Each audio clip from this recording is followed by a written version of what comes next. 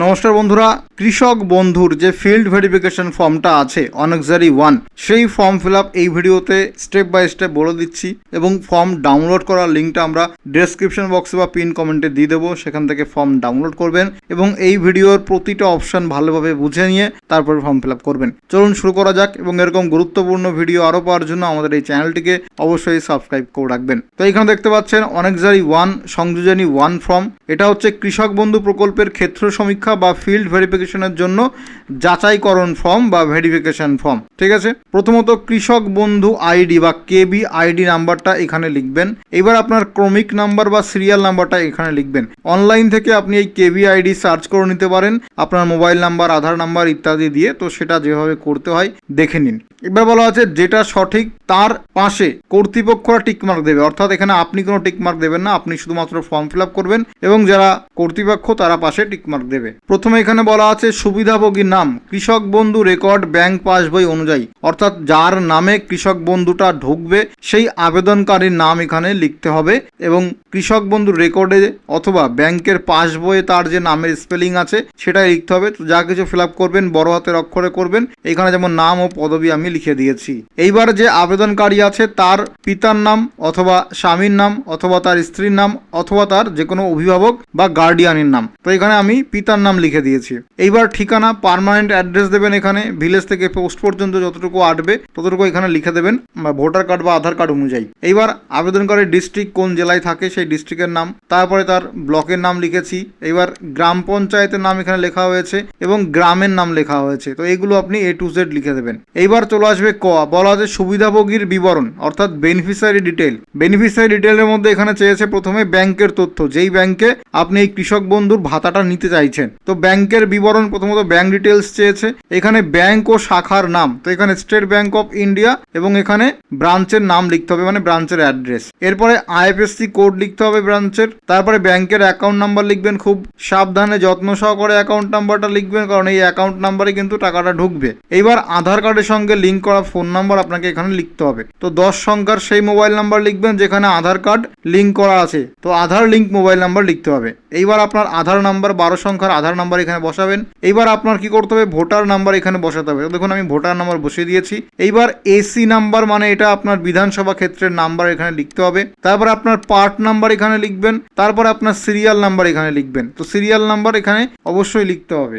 এরপরে বলা হয়েছে ASDD তালিকায় যদি আপনার নাম পাওয়া যায় তাহলে সেখানে ইয়েস বা নো লিখবেন। অ্যাকচুয়ালি বলতে চাইছে SIR হয়েছিল 2026 সালে। তো ওই SIR 2026-এ আপনার নাম কি ASDD তালিকা, মানে A মানে অ্যাবসেন্ট, S মানে শিফটেড, D মানে ডেথ, আরেকটা D মানে সম্ভবত আমি জানি না, দেখে নেবেন সেটার মানে কি। তো এই লিস্টে আপনার নাম যদি পাওয়া যায় তাহলে ইয়েস লিখবেন, যেমন আমার পাওয়া যায়নি আমি নো লিখবো।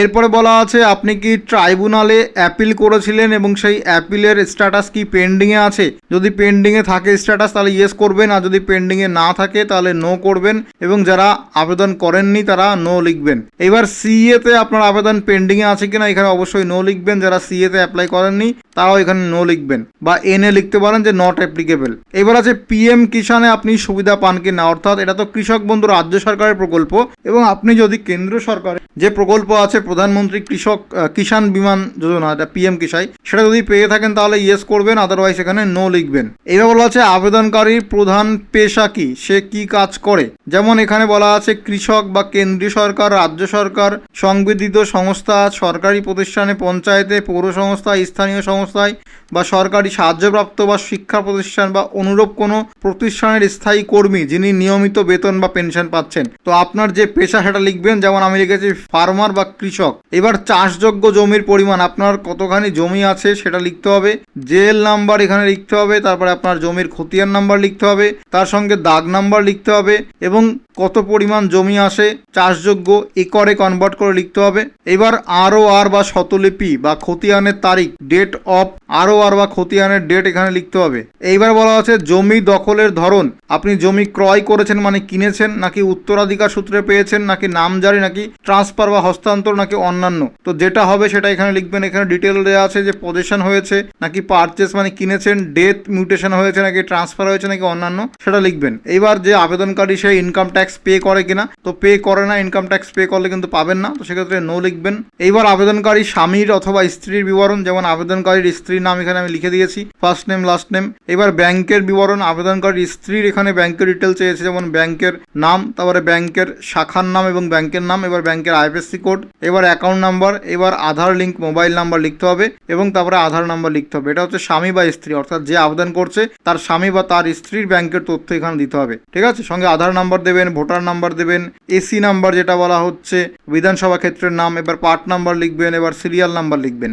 এবার KBN এর সুবিধাভোগী কিনা সেটা লিখবেন, যে এই স্ত্রী বা স্বামী কৃষক বন্ধু পায় কিনা সেটা লিখতে হবে। এবার সেই স্বামী বা স্ত্রীর ভোটার লিস্টে ASD লিস্টে নাম আছে কিনা, সে ট্রাইব্যুনালে অ্যাপ্লাই করেছে, ট্রাইব্যুনাল কেস পেন্ডিং কিনা, এবং CA বা CA-তে মানে অ্যাপ্লাই করেছে সেটাওতেও সে পেন্ডিং আছে কিনা ইয়েস নো করতে হবে। এবার সে PM কিষাণ পায় কিনা সেটাও লিখতে হবে। তারপরে তার কি পেশা সেটা লিখতে হবে। এটা কিন্তু যে আবেদনকারী তার স্বামী বা স্ত্রীর নাম। এবার এখানে অঙ্গীকার পত্র রয়েছে, এখানে আবেদনকারী যে আছে সে সই করবে, বাদ বাকি এখান থেকে এইটুকু, এই বক্সের মধ্যে যেটুকু আছে সেটুকু অফিসিয়াল ইউজ করবে এবং যাচাইকারী অফিসার এখানে সাইন করবে। এবার এখানে যে আবেদন করছে তার নাম, তার মোবাইল নাম্বার লিখতে হবে এবং এখানে মোবাইল নাম্বার লেখার অপশন আছে, সিরিয়াল নাম্বার লিখবে, KBID লিখবে, তারপরে আবেদন গ্রহণকারী যে আধিকারিক সে এখানে সাইন করবে, এখানে আপনি কিছু করবেন না এবং সে অফিসিয়াল রিসিপ্ট সে মারবে। তো এই যে যতটুকু আছে এইটুকু আপনি কিচ্ছু ফিল আপ করবেন না, এইটুকু আপনাকে ছিঁড়ে কিন্তু দিয়ে দেবে, ঠিক আছে, যতটুকু জমা নেওয়ার। তাহলে এই যে ফর্মের নিচে এখানে চলে এসছে সুবিধাভোগী স্বাক্ষর পর্যন্ত আপনি ফর্ম ফিল আপ করবেন,